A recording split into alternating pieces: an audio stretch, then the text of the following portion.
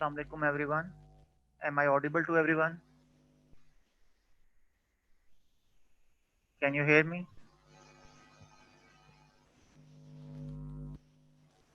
Please let me know so that we can start.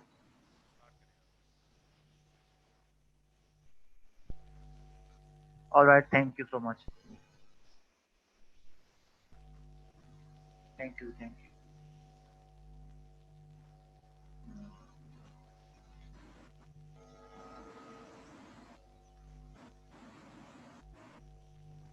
Assalamu alaikum students, hope you are doing well. Uh, Today we are going to continue our discussion on cerebellum and we will resume from where we left yesterday. And the learning objectives for today's session, inshallah, you will be able to uh, enumerate the different layers of cerebellum. We will discuss how many layers are there within the cerebellar cortex, which type of cells are located within each layer of cerebellum. We will discuss that. Then we will discuss the two types of fibers that run through the cerebellar cortex, the climbing fibers and mossy fibers. And although very similar to each other structurally, but there are some differences between the two.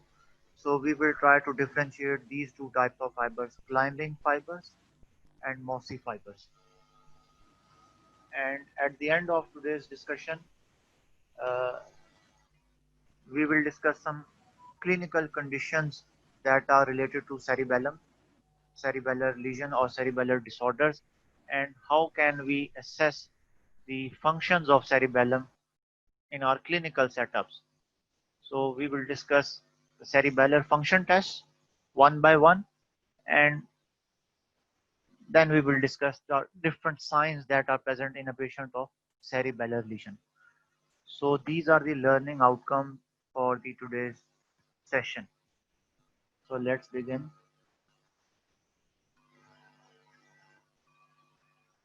So we have already discussed this diagram. The purpose of showing this again and again is to re-emphasize the importance of uh, the divisions of cerebellum. The division can be on the basis of anatomy. It can be done on the basis of its physiology. And this is the physiological classification of cerebellum. By physiological classification, we mean the division according to the function. So each portion of cerebellum has its specific function. As far as the physiological classification is concerned, the first portion is vestibulocerebellum. This is the first component. Uh, Phylogenetically speaking, this is the oldest of all as far as the evolutionary stages are concerned, and that is why we call it as archicerebellum as well. And if you remember the three lobes and three zones of cerebellum, you can see the two cerebellar hemisphere on each side connected with the midline single vermis. So we can divide cerebellum into lobes with the help of this primary fissure. Anterior to this fissure is the anterior lobe. Here, this is the anterior lobe, and posterior to the primary fissure is the posterior lobe. This is the posterior lobe or the middle lobe. Then there is another fissure which runs through the posterolateral surface like this, and this fissure separates the posterior lobe from the flocculonodular lobe. So these are the three lobes of cerebellum: anterior, posterior or middle, and flocculonodular lobe. This division is on the horizontal axis, but we can also divide cerebellum on vertical plane. The midline structure connecting the two cerebellar hemispheres is the vermis area. This capital V is the vermis area. On either side of the vermis is the intermediate zone. So these are the zones. We have discussed the lobes. Now come the zones. So these are the intermediate zones on either side of the vermis area. So there are two intermediate zones, one on each side of cerebellar hemisphere. And lateral to the intermediate zones are the lateral zones. This is the lateral zone. One on the left side and the other one on the right side. So we can divide the cerebellar surface into three lobes: anterior, posterior, and flocculonodular. We can also divide cerebellum in three zones: vermis, intermediate zone, and lateral zone. Two intermediate zones, two lateral zones, and a single midline vermis. So the first division, according to the physiological point of view, is the vestibulocerebellum. As you can see, this vestibulocerebellum, it includes the flocculonodular lobe. And this flocculonodular lobe is responsible for maintenance of equilibrium, maintenance of body balance, as well as it also controls extraocular movements. So all these are functions of vestibulocerebellum. Then comes the second division, or the spinocerebellum.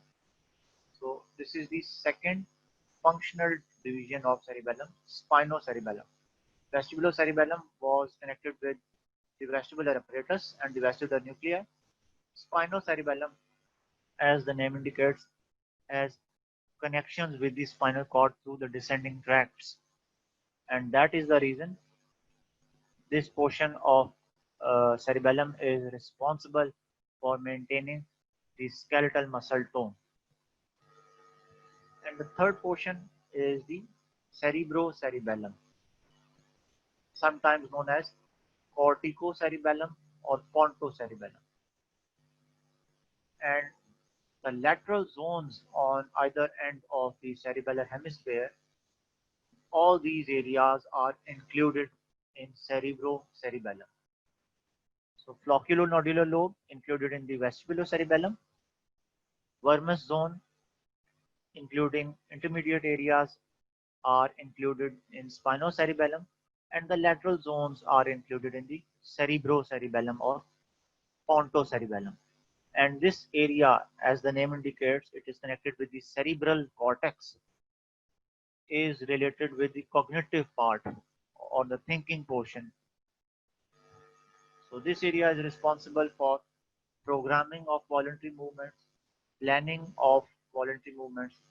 Not only it programs, it plans, but it adjusts the timing, sequencing, and it also determines the rate, range, and direction of these voluntary movements. So all these are functions of the three functional divisions of cerebellum.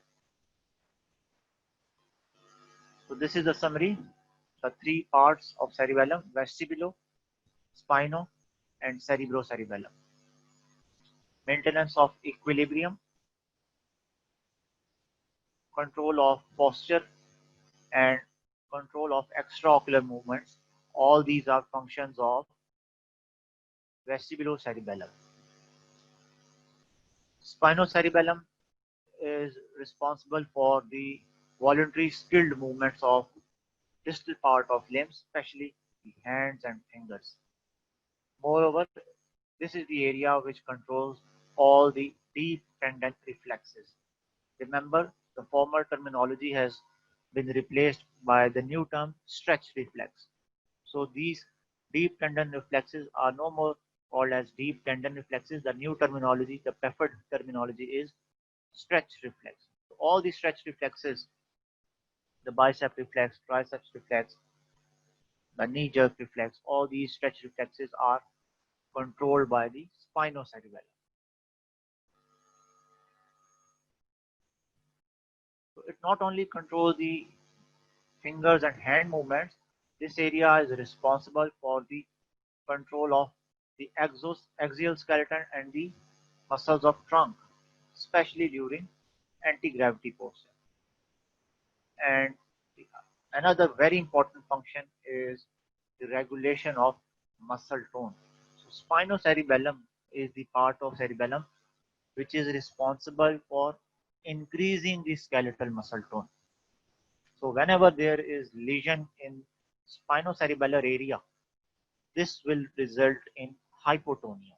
Remember, during cerebellar lesion, there is hypotonia because the excitatory signals coming from the spinocerebellar area are lost. So this area is responsible for increasing the skeletal muscle tone.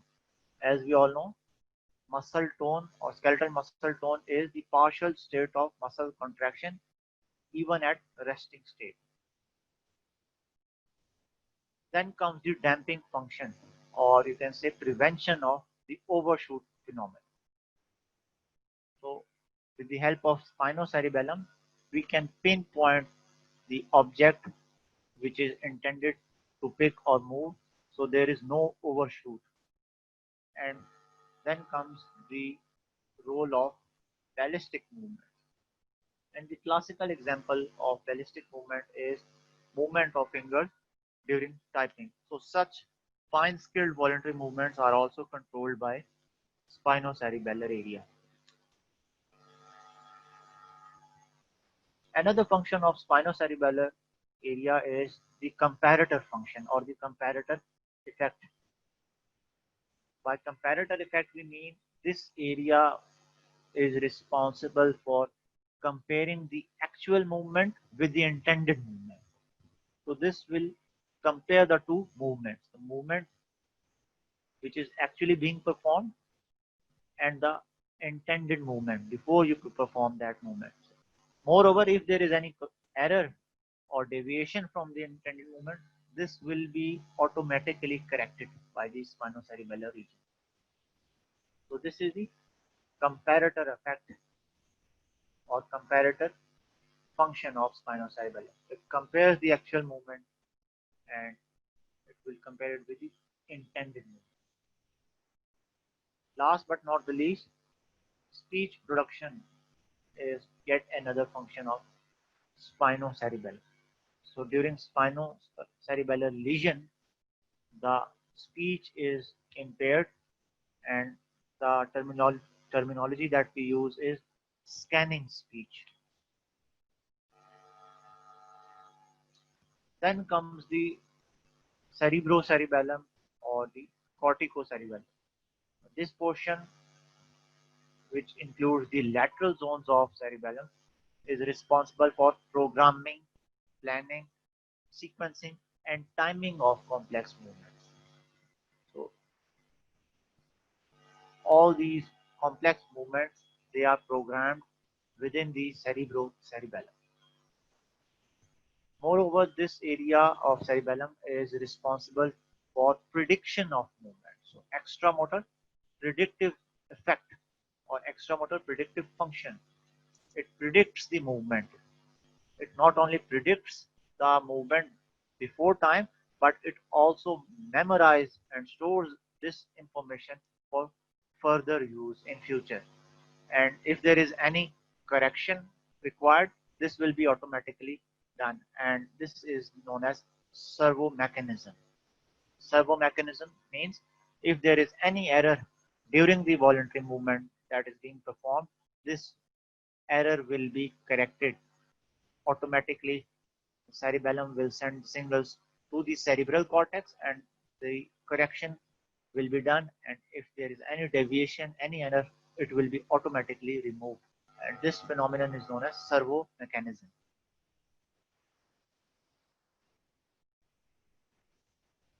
So kindly memorize the functions of cerebellum. This slide is very important for your examination point of view. So please go through the pages of Ganong physiology and Garten physiology both as far as the functions of cerebellum are concerned.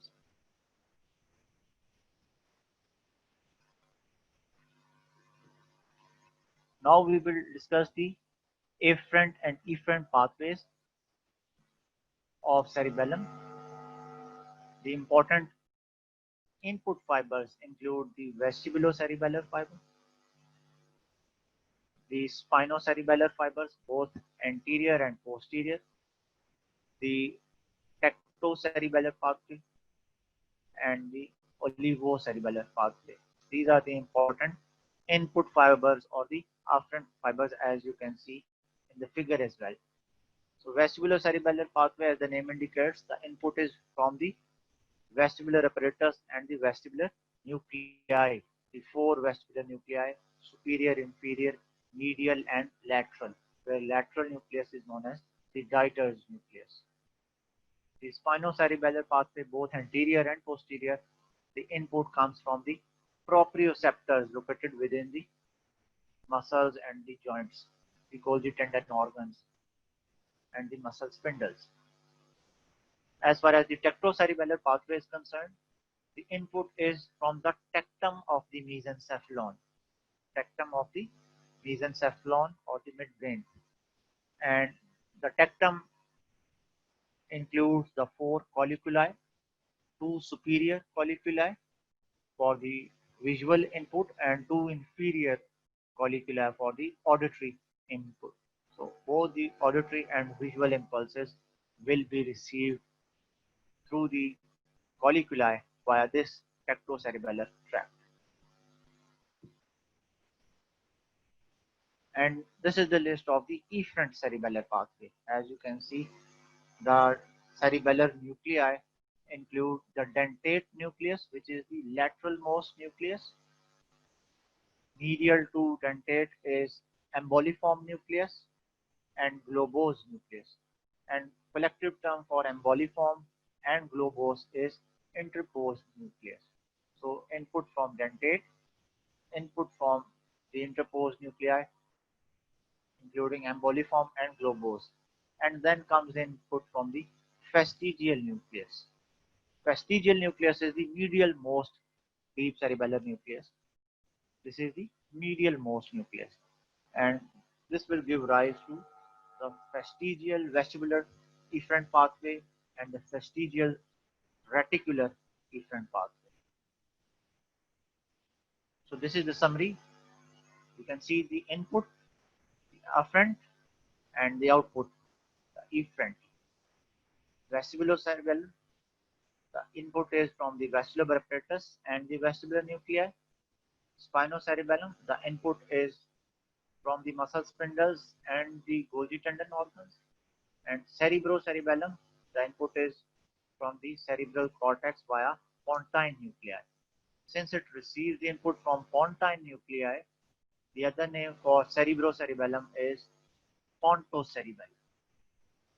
And these are the deep cerebellar nuclei: fastigial for vestibulo, interposed, including both emboliform and globose for spinocerebellum, and dentate nucleus for cerebrocerebellum. So remember the mnemonic: don't eat greasy food. Lateromedially, dentate most laterally, medial to it is emboliform, medial to emboliform is globose, and fastigial nucleus is the medial most. So don't eat greasy food lateromedially. And these are the target sites: the lateral vestibular nucleus or the Dieter's nucleus is the efferent target site for vestibulocerebellum, the ventrolateral nuclei of thalamus for spinal, as well as for the cerebrocerebellum.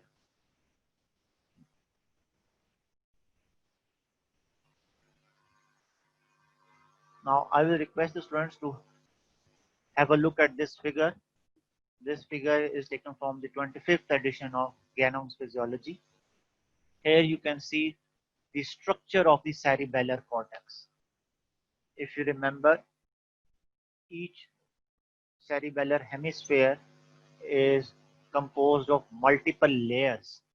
These are the cerebellar cortical layers, and there are three important layers in which this cerebellar cortex is divided. The first and the outermost layer is the molecular layer. So molecular layer is the outermost layer. There you can see this is the outermost layer, molecular layer. We are moving from outside to inside. So just remember the name first. Molecular layer is the outermost layer. The Purkinje cell layer is the middle layer. Purkinje cell layer, or simply Purkinje layer, this is the middle layer.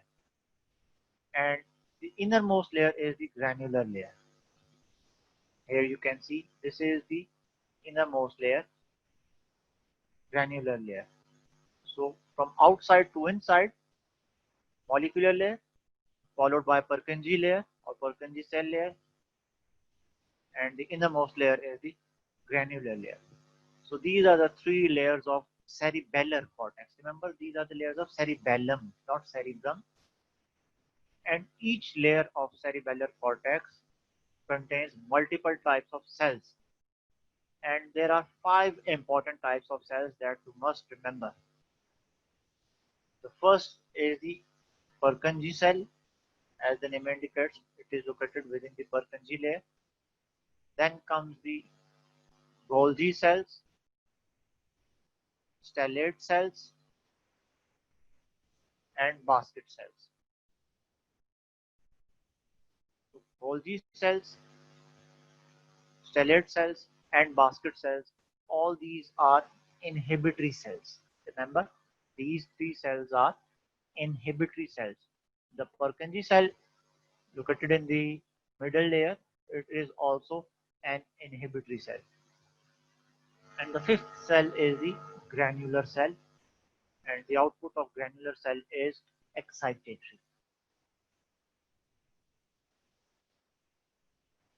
So 3 layers of cerebellum, from outside to inside: molecular layer, Purkinje layer, and granular layer.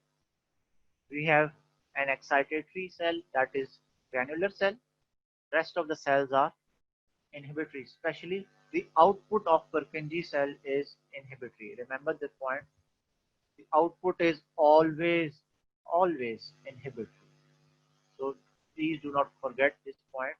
Purkinje cell has an inhibitory output. The 3 cells, stellate cells, basket cells, and Golgi cells, these are type of interneuron cells. Remember, these are type of interneurons. And remember, the interneurons are also inhibitory in nature. So stellate cells and basket cells, they are located within the molecular layer. Both are inhibitory, both are types of interneurons. Plus the Golgi cell, it is also inhibitory. So the neurotransmitter released by these inhibitory cells, stellate cells, basket cells, and Golgi cells, the neurotransmitter will be inhibitory in nature as well. Similarly, the neurotransmitter released by the Purkinje cell, it is also inhibitory. And the important inhibitory neurotransmitter released by these cells is gamma amino butyric acid. I repeat, gamma amino butyric acid, that is GABA. So GABA is the inhibitory neurotransmitter, where GABA stands for gamma amino butyric acid. This is an inhibitory neurotransmitter which is released by the Purkinje cells mainly, and to certain degree some of the interneurons, stellate cells, basket cells, and Golgi cells, they also release this inhibitory neurotransmitter.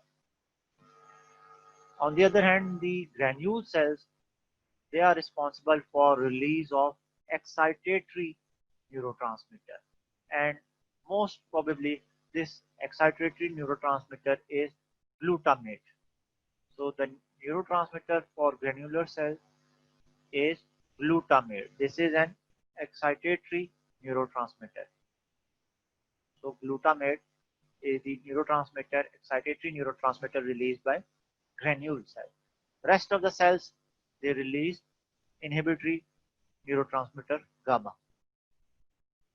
So remember the 3 layers from outside to inside: molecular layer, the outermost; Purkinje layer, the innermost; and granular layer. Sorry, Purkinje layer, the middle layer, and granular layer is the innermost layer. Molecular layer, it contains the stellate cells, it contains the basket cells, plus the dendrites of Purkinje and Golgi cells, they are also located within the molecular layer. Purkinje layer, as the name indicates, it contains the Purkinje cells, and granular layer contains the granular cells.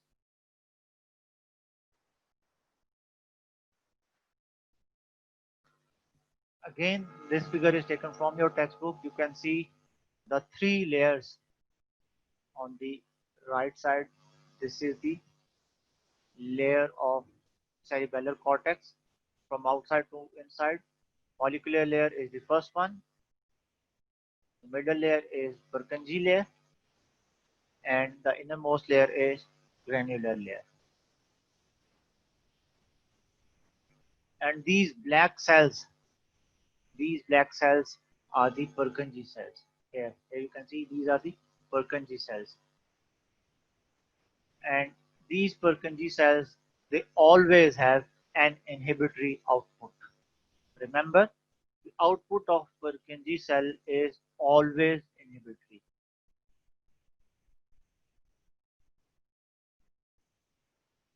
Deep to the three cortical layers of cerebellum are located the deep cerebellar nuclei. Here you can see deep to the cortical layers, molecular, Purkinje, and granular, are located the deep cerebellar nuclei. So this is the innermost cells. Deep cerebellar nuclei are the innermost cells. Now the thing to remember is the role of two types of fibers that run through the surface of the cerebellum. One of them is climbing fiber. Here you can see this is the climbing fiber. This red fiber is the climbing fiber, as you can see from the direction of the arrows. It is climbing from the deeper layers of the cerebellum towards the outermost molecular layer. And the second type of fiber which runs through the cerebellum is the mossy fiber. Although both are very similar to each other, but the source of origin is different. As far as the source of origin for climbing fiber is concerned, the origin is from the inferior olive. This is the source of origin, or you can say the input for climbing fiber. So single input or single source of origin is there for climbing fiber. On the other hand, mossy fibers, they have multiple afferents, multiple inputs. Input from the higher brain, input from the brainstem, input from the spinal cord. So mossy fibers, unlike climbing fibers, they have multiple sources of input. As you can see, the climbing fibers, once they originate from the inferior olive, they give an excitatory signal to the granular cells.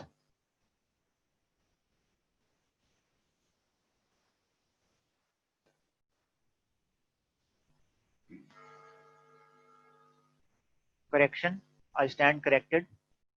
The climbing fibers, once originate from the inferior olive, it gives an excitatory input to the deep nuclear cells. So this blue cell is the deep nuclear cell. I stand corrected. Excitatory input from the climbing fiber to the deep nuclear cell. Similarly, the mossy fibers, once they originate from the source of afferent fibers, brain, stem, spinal cord, and cerebrum, they also give an excitatory input to the same deep cerebellar nuclei. This blue cell is the deep cerebellar nuclei, and the plus sign indicates that this is receiving an excitatory input not only from the climbing fiber but also from the mossy fiber. The climbing fiber, soon after giving the excitatory input to the deep nuclear cell, it ascends towards the Purkinje cell and eventually will reach the molecular layer. And within the molecular layer, these fibers will make multiple synapses with the dendrites of the Purkinje cell. As you can see, the climbing fiber is ascending and making synapses with the dendrites of Purkinje cell. This black cell is the Purkinje cell here. And as we discussed earlier, the output of Purkinje cell is always inhibitory, and this minus sign indicates inhibitory output of Purkinje cell. Remember, the output of Purkinje cell is the input for the deep nuclear cell. So the deep nuclear cell will receive an excitatory input from climbing fiber, an excitatory input from mossy fiber, but an inhibitory input from the Purkinje cell, because the output of Purkinje is always inhibitory. So the black sign indicates inhibitory input, the red sign indicates excitatory input. On the other hand, mossy fibers, soon after giving excitatory input to the deep nuclear cell, they ascend towards the granular layer. Here you can see they will make synapse with the granular layer and then further ascend to the molecular layer, where these fibers will make synapse with the same Purkinje layer. And at the level of molecular layer, when these mossy fibers at the level of molecular layer enter, they will bifurcate into parallel fibers. Remember, mossy fibers, after making synapse with the granular layer, they will eventually reach the molecular layer. And this is the site where the fibers will bifurcate. And these type of fibers are known as parallel nerve fibers or simply parallel fibers. And multiple parallel fibers will make synapse with the dendrites of the same Purkinje cells. And again, the inhibitory output will be sent back to the deep cerebellar nuclei. So to summarize, there are three layers of cerebellum: molecular layer, Purkinje layer, and granular layer. And there are two types of fibers. One, climbing fiber. The input source is single, that is inferior olive. The other fiber is mossy fiber, having multiple inputs from multiple sources of brain and spinal cord. Both send excitatory signals to the deep nuclear cell and then rise to the ascend to the molecular layer. The climbing fiber ascend directly to the molecular layer and make synapses with the Purkinje cell, which will give an inhibitory signal back to the deep nuclear cell. On the other hand, mossy fibers, after giving an excitatory signal to the deep nuclear cell, will make an extra synapse first with the granular cell and then will ascend to the molecular layer, and where this will bifurcate into parallel nerve fibers, where the dendrites of Purkinje cell will be synapsed with the parallel nerve fibers, and eventually the inhibitory output of the Purkinje cell will be sent back to the deep nuclear cell. So a balance should be there between the excitatory and inhibitory impulses. Remember, a balance should be there between excitatory and inhibitory impulses. Normally, this balance is slightly tilted in favor of excitation.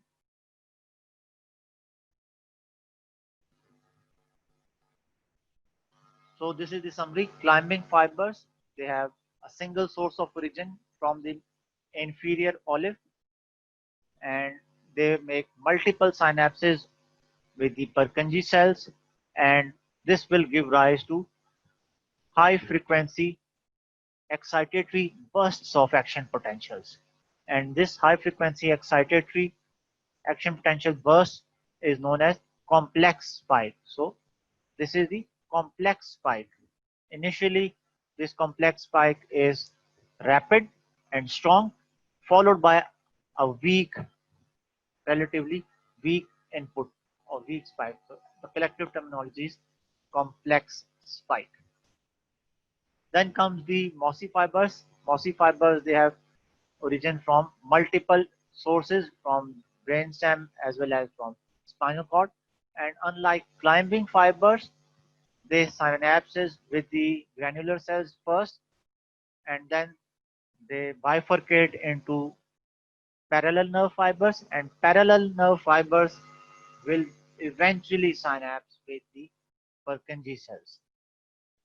So when the axons of granular cells they reach the molecular layer, they will bifurcate in a T-shaped manner, and they will run in horizontal direction, hence the name indicates parallel nerve fibers.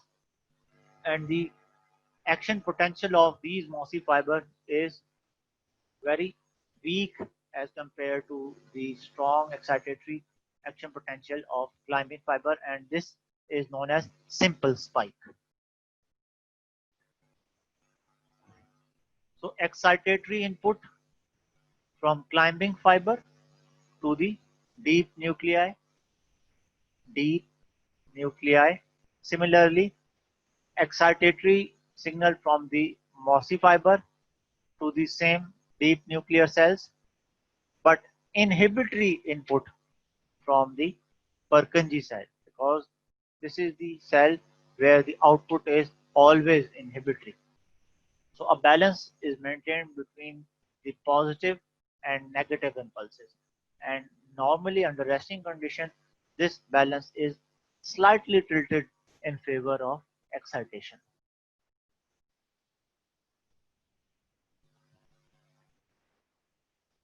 Now this figure is taken from the 25th edition of Ganong Physiology. You can see the two types of fibers, climbing fibers and mossy fibers. This is a repetition of the same thing. Climbing fibers and mossy fibers. This is the deep nuclear cell. NC stands for deep nuclear cells. They are located deep within the cerebellar cortex. So positive or excitatory input, as you can see from the climbing fiber, excitatory input from the mossy fiber. So not only climbing fibers but also mossy fibers both give excitatory inputs to the deep nuclear cell. The climbing fibers they synapse with the dendrites of the Purkinje cell in the molecular layer, and this Purkinje cell will send an inhibitory signal back to the deep nuclear layer. Similarly, the mossy fibers, after giving excitatory input to the deep nuclear cell, will ascend, first making a synapse with the granular cell, and then this granular cell will bifurcate. Remember, this bifurcation is in the shape of T. So this T-shaped bifurcation of the axons of granular cell, this will form the parallel nerve fiber. As you can see, they run on the horizontal axis, and these parallel nerve fibers will synapse multiple synapses with the Purkinje cell, and the Purkinje cell will again give the inhibitory input to the deep nuclear cell. There are some interneurons located within the molecular layer of cerebellar cortex as well, and these interneurons they include the basket cells and the Golgi cells. Remember, interneurons are inhibitory in nature. So basket cell, as you can see, it is an interneuron between Purkinje cell and parallel nerve fiber. Similarly, Golgi cell, it is an interneuron between granular cell and parallel nerve fiber. So both these interneurons are located within the molecular layer and both send inhibitory signals. And the purpose of these interneurons is to sharpen the signal so that the signal is sharpened, and the mechanism is known as lateral inhibition. I repeat, basket cells and Golgi cells both are interneurons located within the molecular layer. Both send inhibitory signals, and this inhibitory signal will sharpen the impulse, sharpen the signal via lateral inhibition.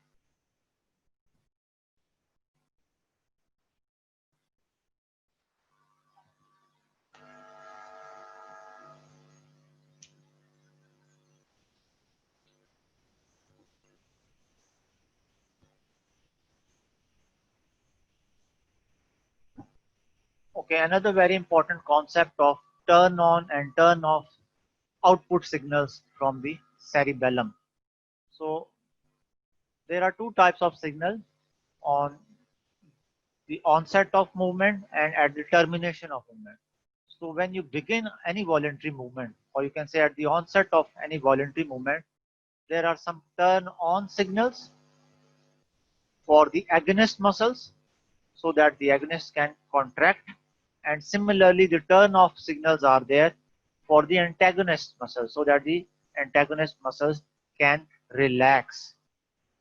So this turn on signal gives the secondary extra supportive signal so that the signal is enhanced. Why there is an extra supportive signal? This is from the collateral of the mossy fiber.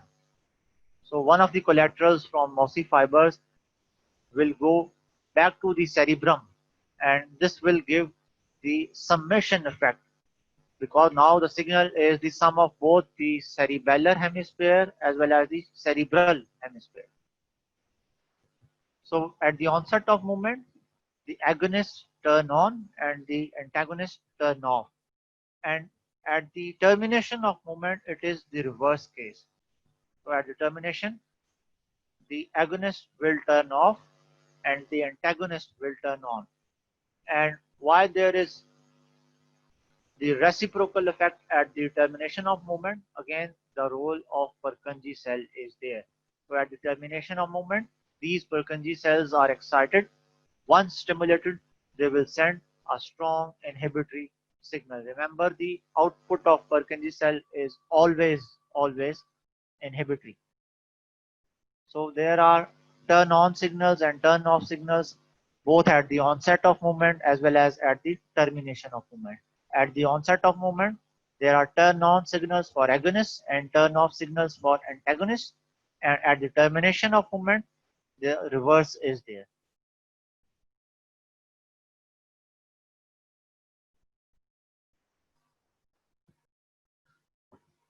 So we have discussed the microanatomy, or you can say the histological cells of cerebellum, the three layers: molecular layer, Purkinje layer, and the granular layer of cerebellum, and the five cells: Purkinje cell, basket cell, stellate cell, Golgi cell, and granular cells. Now we will move on to the clinical conditions, clinical signs that are observed in a patient, in a subject of cerebellar lesion. And the easiest way to remember, to memorize all these signs of cerebellar lesion is that you start from head to toe. So we start from the head region. So whenever there is damage to the cerebellum, obviously equilibrium will be disturbed. So in that case, sometimes there is abnormal oscillations of head or abnormal rotation of head. So the head is normally tilted towards the unaffected side or the opposite side.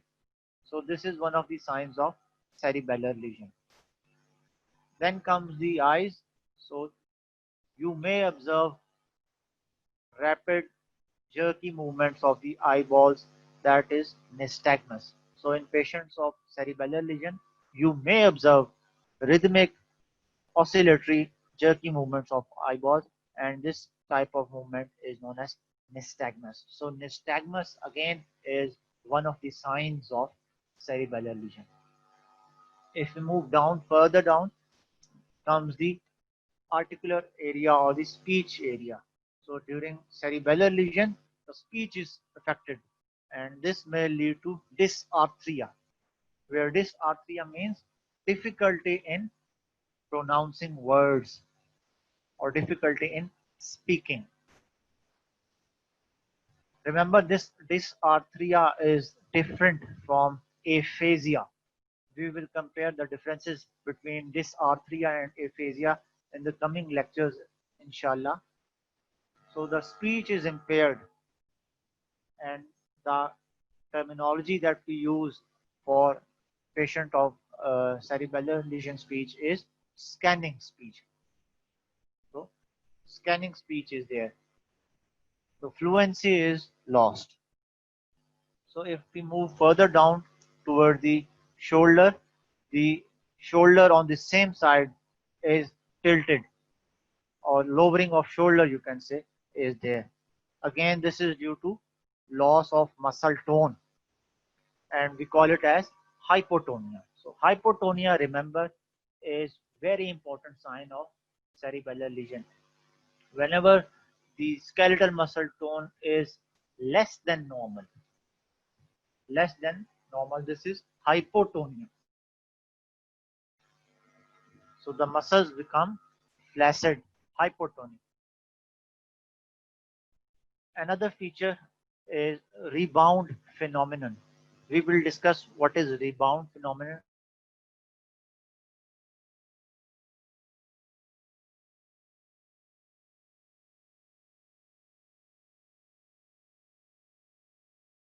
Decomposition of movements is there. So if you ask the patient to perform any activity, the movement will be divided into different stages. So instead of a single smooth movement, the movements are decomposed. So coordination is lost. There is no fluency, no coordination in the movement. So this is known as decomposition of movement. So you see that the patient, when asked to perform any voluntary movement, he or she performs that movement in different stages. Then comes astasia, asynergia, and asthenia. Asthenia is weakness and easy fatigability. Asynergia is absence of synergy, where synergy is synchronization between the agonist and antagonist muscles, and astasia is unsteady voluntary movements. So all these abnormal movements are observed. Moreover, the trunk is bent with concavity towards the affected side because body weight is thrown on the leg of the unaffected side. So equilibrium is disturbed, so the body trunk is tilted to one side. Moreover, there is dysdiadochokinesia. The terminology is difficult to pronounce, but it is very simple. Dysdiadochokinesia is inability to perform rapid supination and pronation of the forearm. I repeat, dysdiadochokinesia is inability to perform rapid supination and pronation of the forearm. Then comes the intention tremor. Tremors, as you all know, is jerky movement of the hands, jerky movement of the fingers, and when they present at rest, these are known as resting tremors, for example, in Parkinson's disease. But in patients of cerebellar lesion, there are no resting tremors. Instead, the tremors appear when the subject is asked to perform any activity. And such tremors are called as intention tremors. So when the subject intends to perform any movement, the tremors appear and they disappear during rest. So this is the difference between intention tremors of cerebellar lesion and resting tremors of Parkinson's disease. Another important sign of cerebellar lesion is dysmetria, also known as past pointing. So we will discuss what is past pointing in the next slide. Another important clinical sign of cerebellar lesion is pendular knee jerk. Since the cerebellum has its role in the regulation of stretch reflexes, all the stretch reflexes are affected, especially the knee jerk reflex.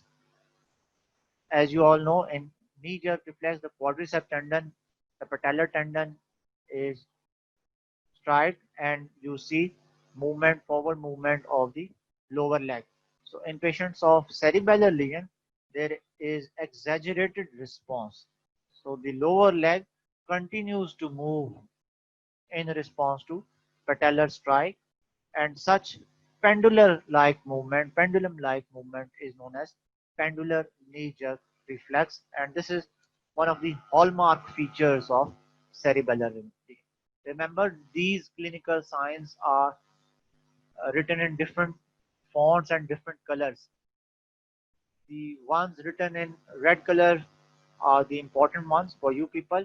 Similarly, the one written in the smaller font in black color are the lesser important ones. So pendular knee jerk is one of the hallmark features of cerebellar lesion. Another feature is ataxia. So in simple words, ataxia means loss of coordination. Loss of coordination during movement. And there is no coordinated movement. If the person asks to walk in a straight line, he will not be able to walk in a straight line.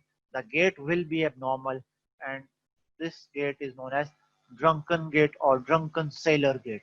Drunken gait or drunken sailor gait. Last but not the least, yet another clinical sign of cerebellar lesion is Charcot's neurological triad. Charcot's neurological triad, where this is a combination of three signs: nystagmus, number one, intention tremors, number two, and scanning speech. So, when we use the term Charcot's neurologic triad, we are referring to collection of or combination of these three signs: nystagmus, intention tremors, and scanning speech. The collective terminology is Charcot's neurological triad. So all these are different signs of cerebellar lesion. And the mnemonic is Danish or Danish. Dysdiadochokinesia, inability to perform rapid supination and pronation of the forearm. Ataxia, that is loss of coordination of movement. Nystagmus, that is rapid, jerky, rhythmic or oscillatory movement of the eyeballs. Then comes intention tremor. The tremor appears when you intend to perform any activity and they disappear at rest. Similarly, scanning speech is there, or sometimes known as staccato speech. No fluency is there. And last, hypotonia. So there are multiple signs and symptoms for cerebellar lesion. We have discussed the important signs that may be observed in a patient of cerebellar lesion. Remember, the easiest way is you start from the head and then you move down towards the toe. So from head to toe, there are multiple signs that may be observed in a patient of cerebellar lesion. The important ones are highlighted in red color.